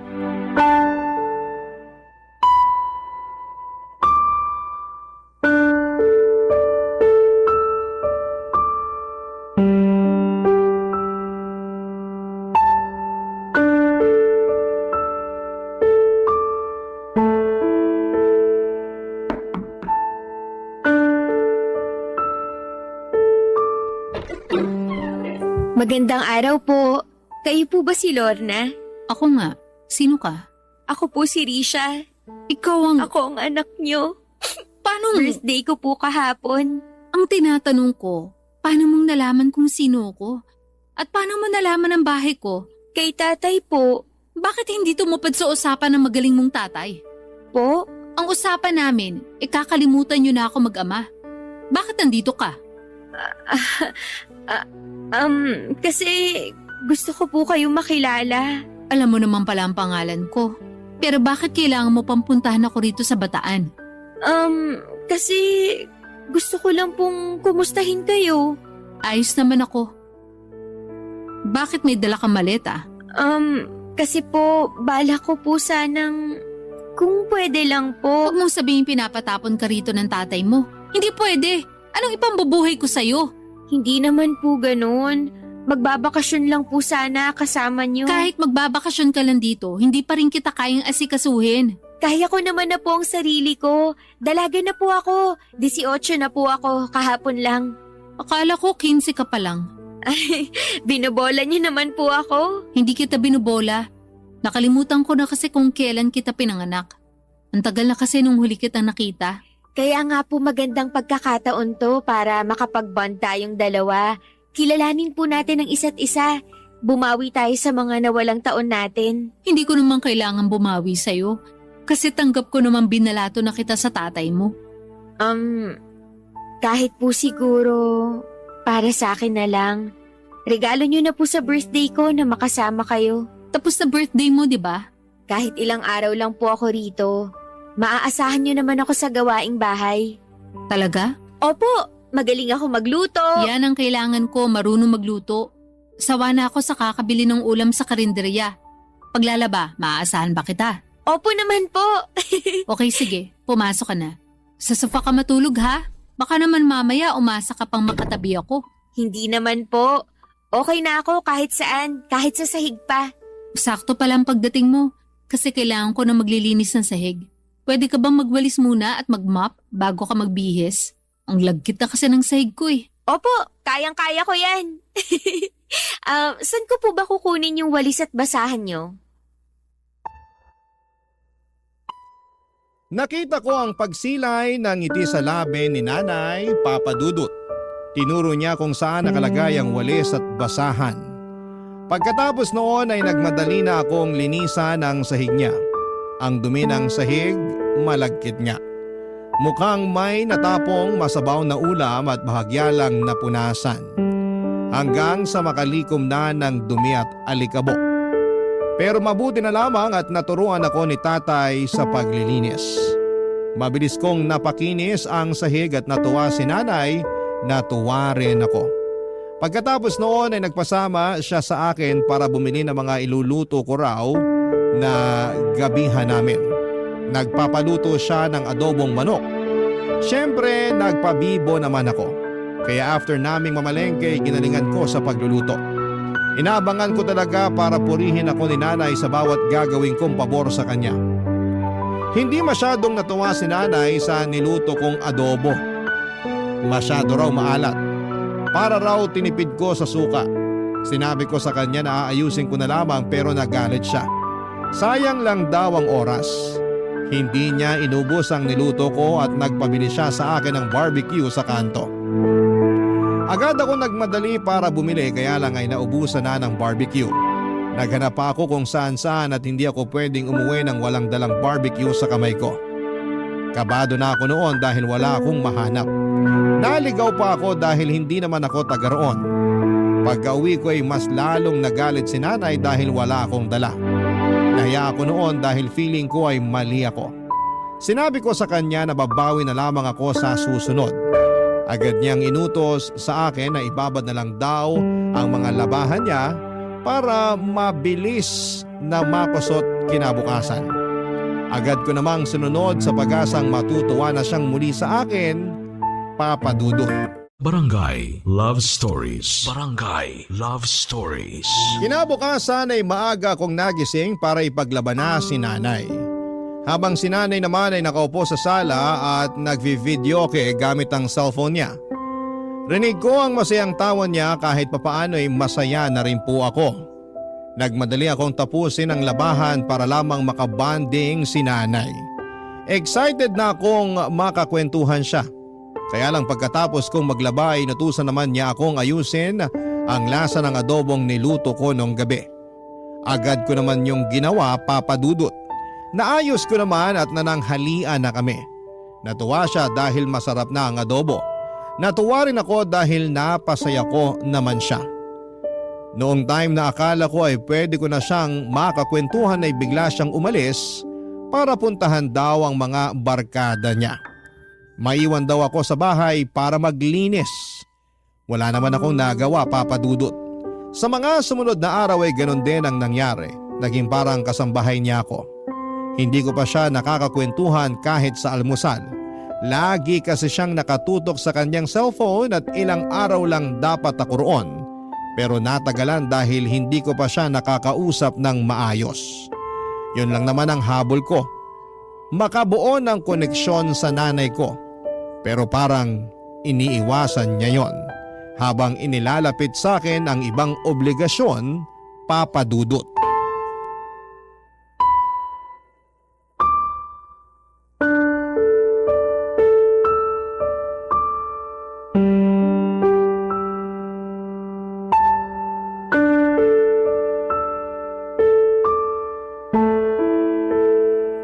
Ano ba namang buhay to?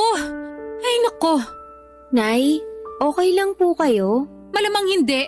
Nakita mo nagdadabog na nga ako rito. Meron bang masaya nagdadabog? Sorry po, nagtatanong lang naman ako. Ako ang magtatanong sa'yo. Anong balak mo? Balak po saan? Kailan ang alis mo rito? Baka naman maubos ang pera ko sa pagpapakain sa'yo. Gusto ko po muna kasi kayo makabanding sana. Banding? Magkakapera ba ako sa banding na yan? Yun lang naman po ang habol ko kaya ako pumunta rito. Pag nakabanding mo na ako, alis ka na. Pwede naman po. Ay, pahirapan ka naman bata ka, oo. Alam mo namang hindi tayo close. Anong pag-uusapan natin? Kahit ano po. Matatagalan pa ng konti bago ako mag-open up sa'yo. Kaya mabuti pa, maghanap ka ng trabaho pansamantala para makapagbigay ka sa akin ng pang-ulam natin dito. Hindi naman pwedeng ako lang ang gagastos dito. Mas masiba kang kumain kesa sa akin. Pwede naman po. Saka meron po akong 1,500 na natira sa akin. Bigay po ni tatay. Ayun naman pala. Bakit hindi mo agad binigay sa akin yan nung kararating mo lang? Hindi ko naman po alam na kailangan nyo ng pera. Walang taong hindi kailangan ng pera, Risha. Sorry po. Namana mo sa tatay mo yung kaeng-engan na yan. Parehas na parehas kayo. Parang hindi ginagamit ang utak. Mag-ama nga kayo. Nahihiya lang po kasi ako makipag-usap sa inyo. Hiya! May magagawa ba yan? Wala naman, di ba? Yan ang sinasabi ko lagi sa tatay mo noon. Huwag puro hiya ang pairalin. Umutang siya sa mga kakilala niya para may malaki kaming pera. Pero anong ginawa niya? Masyadong pinairal ang pride. Ayun! Nagpakapagod sa trabahong maliit naman ang sahod. Ano nangyari? E di wala. Kukunin ko lang po yung pera. Teka, bago mo kunin yun, may sasabihin ako sa'yo. Ano po yun? Seryoso ako sa sinabi ko na maghanap ka ng trabaho, ha? Kahit pansamantala lang, maraming karinderiya sa paligid. Pwede ka rin tumulong sa pagbebenta ng barbecue dyan sa kanto. Bahala ka, maghanap ka. Bibigyan kita ng 2 araw para makahanap ng trabaho. Pag wala kang nahanap, papauwi na kita sa tatay mo. Kayo na lang magbanding. Opo, gagawan ko ng paraan. Dapat lang, hindi naman pwedeng umasa ka lang sa akin. Hindi naman po. Tsaka yung tatay mo, kung hindi naman yan tangat kalahati, papapuntahin ka rito ng 1,500 lang ang baon mo. Nag-iisip ba siya? Alam niyang hihingi ako ng pera para ipangkain sa'yo. Hindi ba niya naisip yun? Wala pa po kasing sahod si tatay. Yung 2K na inabot niya sa akin, galing pa yun sa ipon niya para sa pangpaaral ko. 2K pa lang inabot sa'yo. Bakit sinasabi mong 1,500 lang? Ang bata mo pa pero marunong ka ng kumupit. Pinamasahe ko po yung 350, saka po pinambili ko ng bracelet niya yung 150. Anong bracelet? Regalo ko po sa inyo, yung iniwan ko sa tukador niyo sa kwarto, yung may puso po at angels. Ah, yun ba? Ano ba yun? Akala ko may nakaiwan, tinapon ko na. Nasaktan ako ng laitin ni nanay si tatay. Nasaktan din ako ng baliwalain niya ang bracelet na regalo ko sana para sa kanya. Pero hindi ko yon pinahalata at nagpaalam ako sa kanya para kunin na lamang ang 1,500 pesos. Pero bago ko yon gawin ay pumasok muna ako sa banyo para umiyak. Tahimik kong iniyak ang mga masasakit na salita ni nanay Papa Dudut. Naghilamos ako pagkatapos para hindi mahalata na namumula ang mga mata ko. Nagmadali na rin ako lumabas ng banyo para kunin naman ang 1,500 at iabot kay nanay. Mabilis niyang kinuha yon at umalis ng bahay. Mamamasyal lang daw siya. Ako na raw muna ang bahalang mag-ayos sa bahay. Sumunod naman ako at pagkalinis ko ng bahay ay lumabas ako. Sinunod ko ang bilin ni nanay na maghanap ng trabaho. 2 araw lang kasi ang palugit niya bago ako pauwiin kay tatay.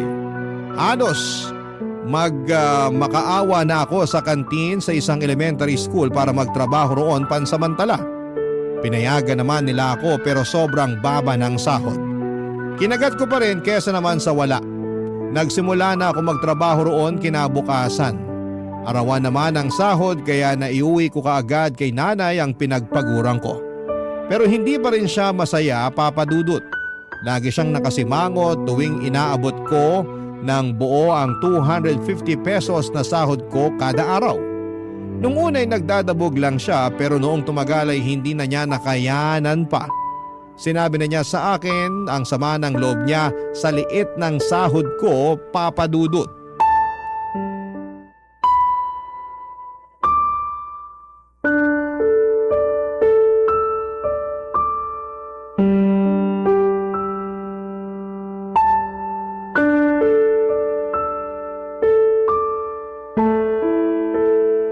Talaga bang 250 lang ang sahod mo kada araw? Opo, Nay. Yan lang talaga. Kasi naawa lang naman sa akin yung nagbabantay sa kantin, kaya nagawa niya akong isingit sa trabaho. Kung naaawa siya sa'yo, edi sana man lang tinaasan niya ang pasahod sa'yo. Ano ba naman yun? Hayaan niyo po, susubukan kong maghanap ng ibang trabaho. Dapat lang. Kulang tong 250 sa ating dalawa. Alam ko naman po. Baka naman hindi totoong 250 lang ang sahod mo, ha? Ano pong ibig niyong sabihin? Baka kako kinukupitan mo lang ang sahod mo. Baka 400 talaga pero binabawasan mo para pangluho mo. Hindi po, Nay. Talaga? Susugod ako sa kantin para magkaalaman na. Ano, gusto mo? Opo, kahit pumunta pa kayo bukas. Hindi po ako nagsisinungaling. Mali po yun. Ay nako, mana ka talaga sa tatay mo. Puro na lang kabutihang asa lang inuuna. Alam ba niyang hindi na mabubuhay sa panahon ngayon ng puro kabutihan lang? Ang dami na masasamang tao na umaasenso. Dapat gumaya na kayo sa kanila. Ang hirap pong sikmurain yun. Kesa naman sikmurain tayo dahil sa gutom. Mamili ka. Babawi na lang po ako sa inyo sa susunod. Sa day off ko po, maghahanap ako sa bayan ng trabaho. Kailan ang day off mo? Sa Sabado hanggang Linggo po ng tanghali. Sa hapon po kasi kailangan na naming mag-ayos ng mga paninda sa kantin at… Hindi ka pwedeng pumunta sa bayan ng Sabado. Kailangan mo maglaba ng mga damit ko. Nasa labahan pa lang isusuot ko next week para sa outing namin ng mga kabarkada ko. Unahin mo yun, ha? Pero paano po yung paghahanap ko ng trabaho? Gawin mo pagkatapos mo maglaba. Kung alanganing oras ka na matatapos maglaba, agahan mo na lang gumising kinabukasan. Dapat madaling araw pa lang nasa bayan ka na para mag-check ng mapapasukan trabaho. Piliin mo yung stay-in, ha? Stay-in? Oo, para makabawas ng gastusin dito sa bahay. Pero paano po tayo makakapag-bonding, Nay? Ito naman, puro banding ang alam. Mabubuhay ba tayo ng puro banding lang? Akala ko po kasi magbabanding na tayo kapag nakahanap na ako ng trabaho. Sa liit ng sahod mo, aasa ka pa ng banding sa akin? Ayoko nga. Paano po kung wala akong mahanap na trabaho sa bayan? Pag-iisipan ko kung kaya ko pa matiis ng 250 na sahod mo. O baka pauwiin na rin kita sa tatay mo. Kailan po ako pwedeng bumalik dito? Ha? Bakit ka pa babalik? Para po maging close na tayo. Ngayon pa nga lang hirap na ako makisama sa'yo kasi nagiinit ang dugo ko sa mga kapalpakan mo eh. Babawi po ako sa inyo, Nay. Hindi na po ako papalpak sa susunod. Siguraduhin mo lang kasi tinapon ko na ang tatay mo sa kapalpakan niya noon. Huwag mong hintayin na ganun din ang gawin ko sa'yo ngayon.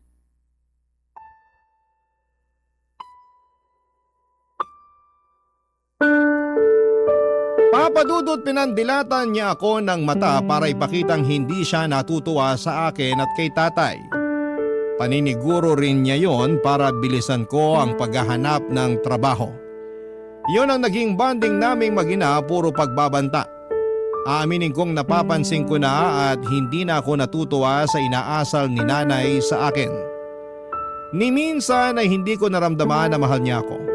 O kaya kahit ituring man lang na isang anak. Para talaga akong kasambahay, Papa Dudut. Lagi ko na lamang isinisingit ang sarili ko sa kanya at ako na minsan yung nahihiya. Pero sumusubok pa rin ako. Kasi baka ako yung may pagkukulang. Baka kulang yung effort ko para makipaglapit sa kanya. Pero hindi alam kong ginagawa ko ang best ko para makabuo ng koneksyon sa kanya. Siya lang tong gusto akong iwasan.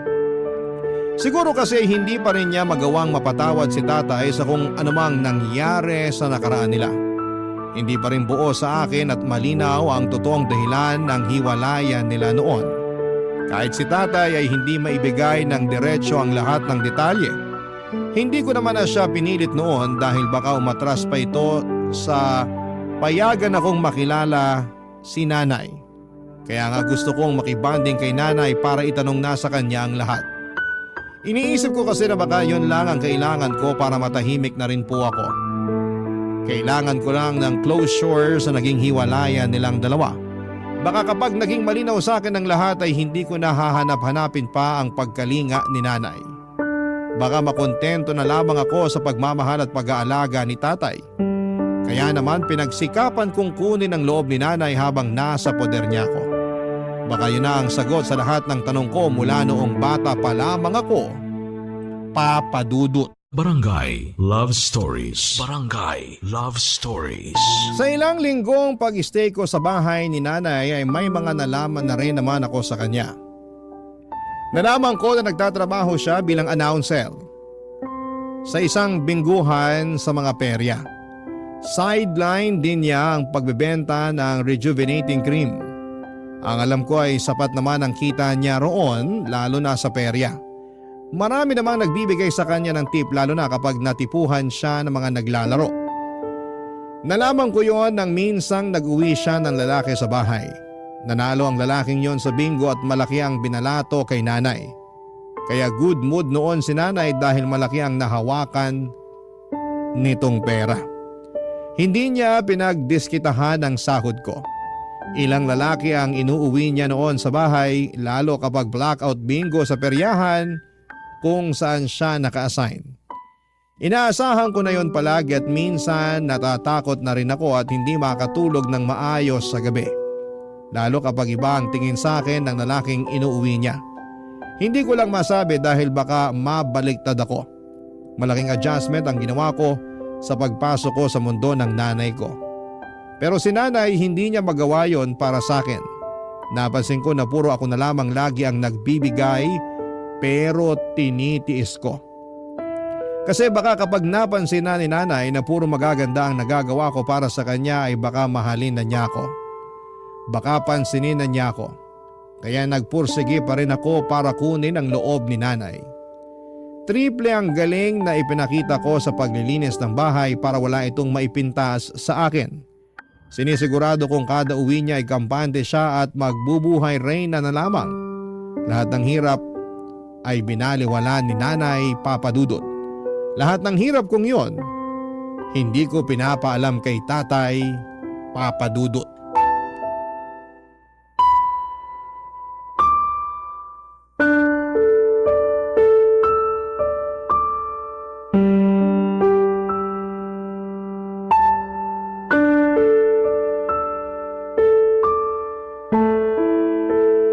Tay, hello po! Hello, anak. Kanina pa ako tumatawag sa'yo ha. Nag-alala ako kasi hindi ka sumasagot. Pasensya na po, Tay. Nabisi lang kasi. Ang daming customer sa kantin. Kantin? Ay, hindi ko pa po pala nasabi sa inyo. Nagtatrabaho po ako sa kantin ngayon. Ha? Paano ang pag-uwi mo rito kung may trabaho ka na riyan? Pansamantala lang po ito, Tay. Para may maibigay ako kay nanay. Anak, pinilit ka bang magtrabaho ng nanay mo? Hala si tatay. Hindi po ha. Akala ko lang kasi. Ayaw nga ni nanay na magtrabaho ako eh.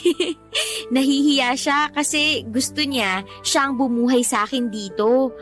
Sabi ko, kawawa naman si nanay kung puro siya na lang. Kaya naghanap din ako ng sideline. Alam mo, Tay, ayaw nga tanggapin ni nanay yung inaabot kong sahod eh. Pero pinipilit ko kasi nga gusto kong makatulong sa kanya. Paniguradong natutuwa na sa'yo ang nanay mo niyan. Nakikita niyang responsable kang anak. Opo nga po eh. Lagi po niyang sinasabi sa akin yun. Mabuti naman kung ganun. Para naman hindi nakakahiya sa kanya. Baka kasi isipin niya, hindi kita napalaking maayos. Hindi po Never po siyang nagsabi ng hindi maganda sa inyo. Talaga, anak? Hindi niya ako sinabihang tanga o walang kwentang ama at asawa? Hindi po. Hindi po talaga. Mabuti naman kung ganon. Siguro, napatawad na niya ako sa lahat. Napatawad po saan? Alam mo na siguro yon. Ay, hindi naman ako iiwan ng nanay mo kung hindi ako nagkulang, hindi ba? Sayang lang kasi at hindi ako nakapag-aral. Kaya hindi ako nakakuha ng magandang trabaho para masustentuhan ko lahat ng kailangan ng nanay mo noon. Sa tingin niyo po ba dahil doon kaya kayo iniwan ni nanay? Oo, kasi yun naman ang nasabi niya sa akin nung iniwan ka na niya sa poder ko. Kaya hindi ko na rin siya hinabol noon kasi klaro sa akin na hindi ako ang tamang lalaki para sa kanya. Ayoko namang ipagdamot sa kanya yung tsansa na may makilalang lalaki na kayang ibigay sa kanya ang lahat. Kasi hindi ako yun eh. Hindi po totoo yan, Tay. Kita niyo ngang naibibigay niyo ang lahat sa akin. Hindi na nga kayo nakakapagbigay sa sarili niyo eh. Puro ako na lang ang iniintindi niyo. Kasi sa'yo ko na lang binubuhos lahat ng mga hindi ko nagawa at naibigay sa nanay mo noon. Maswerte pa rin si nanay kasi kahit papano, sinubukan niyo namang ibigay sa kanya ang lahat. Baka hindi lang talaga naging sapat para sa kanya. Baka nga. Anak, may tatanong ako sa'yo. Ano po yun, Tay? Huwag mong sasabihin sa nanay mo, ha? O sige po, ano po ba yun? Meron na ba siyang boyfriend o asawa? Naku, single na single, Tay. Wala nga po ako nakikitang lalaki na dinadala niya rito sa bahay. Puro lang siya trabaho. Career woman talaga. Bakit niyo po natanong? Wala naman. Ewan ko ba? Parang sa mga kwento mo kasi tungkol sa kanya. Nagkakaras ulit ako sa nanay mo. Pero wag mong sasabihin, ha? Naku, nakakahiya. Uy, kinilig naman ako ron, Tay. Sige, ganito na lang. Ako ang magiging tulay niyo para magkabalikan. Naku, wag na. Tsaka ang dami nang nangyari sa nakaraan namin na hindi maganda. Kaya...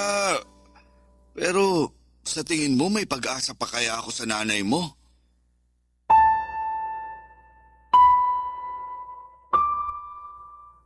Hindi ko alam ang mararamdaman ko noon sa huling sinabi ni tatay. Kasalanan ko naman kung bakit ganon ang tanong niya. Napaasa ko siya. Nagsinungaling ako sa totoong trato sa akin ni nanay at ayoko lang naman kasing maghinala si tatay. Kapag nalaman kasi niyang hindi maganda ang trato ni nanay sa akin, paniguradong papauwiin na niya ako. Baka yun pa ang maging dahilan para magtanim ng galit si tatay kay nanay. Ang gusto kong mangyari ay magkaayos na sila kahit na hindi na magkabalikan pa. Yun bang makapag-usap man lang para magkumustahan. Para malaya na akong nakakasama silang dalawa. Pero sa ugali ni nanay ay parang malabong mangyari yon. Ramdam ko ang galit niya kay tatay at hindi na yon nagbago kahit panay ang bida ko sa magagandang ginawa ni tatay sa akin. Inisip ko na baka kulang pa ang pagbebenta ko sa magagandang katangian ni tatay. Napangiti ako at nakaisip ng ideya. Paano nga kaya kung galingan ko pa sa pagbibida kay tatay at sa mga magagandang katangian nito?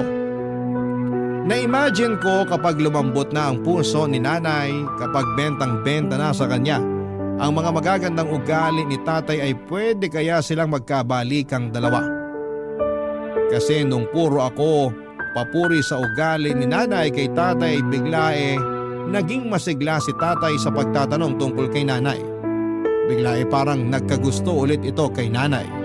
Baka naman pwedeng ganun din ang mangyari kay nanay.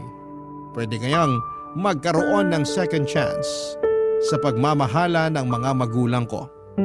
Mararanasan ko na kayang magkaroon ng buong pamilya. Napangiti ako at pwede yon, naniniwala ako.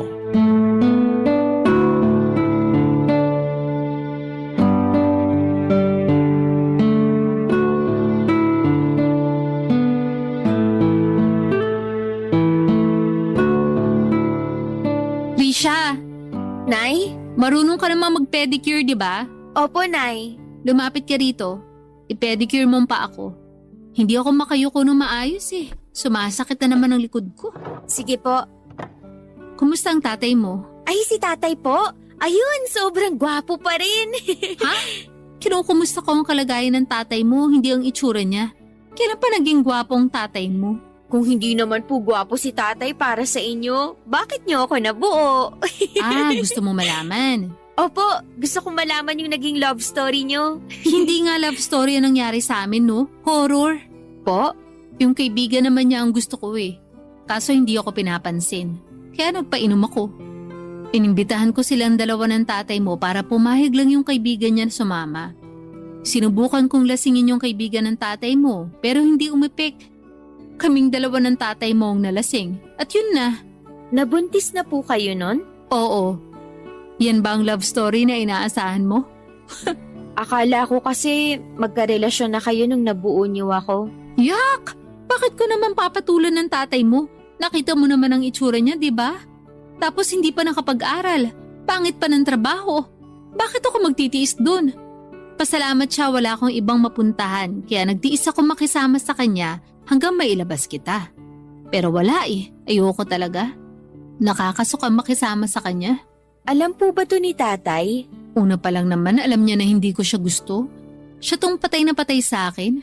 Ilang beses ko nang sinabi sa kanya na ang trip ko ay yung kaibigan niya. Pero mapilit siya. Feeling ko nga'y sinadya niyang lasingin ako para madali niya. Kaya hindi ko pa rin siya mapatawad sa pagkakabuntis siya sa akin eh. Tsaka kung alam mo lang na, aray Risha! Intik kang bata ka!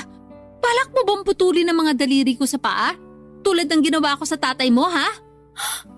Kayo po ang pumutol sa mga daliri sa paa ni tatay? Bakit? Hindi ba nagkukwento yung tatay mo sa mga nangyari noon ha? Kapagod! Ako pang inasahan niya magkwento sa nakaraan namin? Aray! Sinasadya mo na yatang paduguin ng daliri ko eh. Ano ba problema mo? Aray, Nay! Hindi niyo naman po kailangang manipa. Visit ka eh. Parang gusto mong patayin lahat ng kuko ko sa paa eh. Tumabi ka nga dyan. Lalakad ako.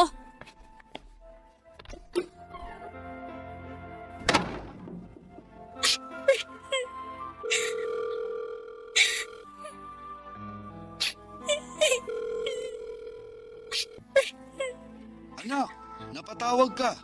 Hello, Tay. Okay ka lang? Hindi po, Tay. Anak, anong nangyari? Magsabi ka kay tatay. Tay, ayoko na rito. Anak, umuwi ka na rito kay tatay ha? Susunduin kita sa terminal. Opo, Tay. Uuwi na ako. Hintayin niyo po ako. I love you, Tay.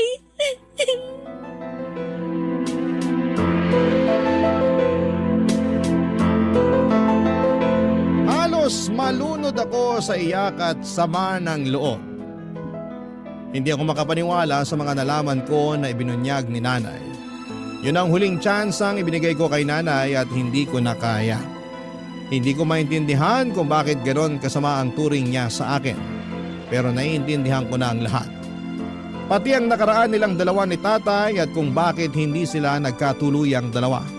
Doon ako nagkaroon ng closure.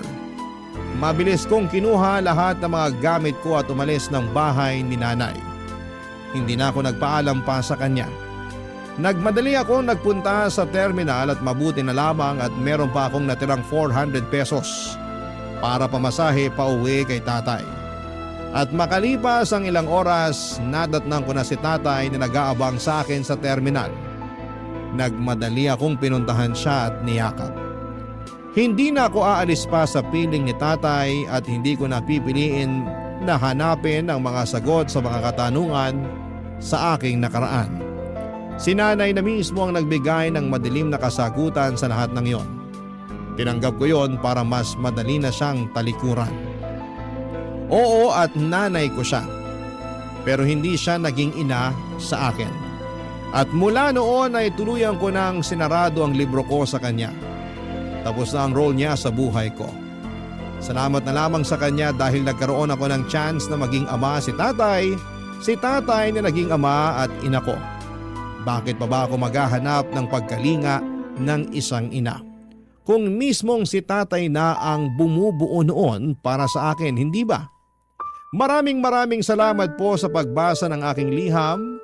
Ako po ang inyong kapuso at kabarangay forever, Risha.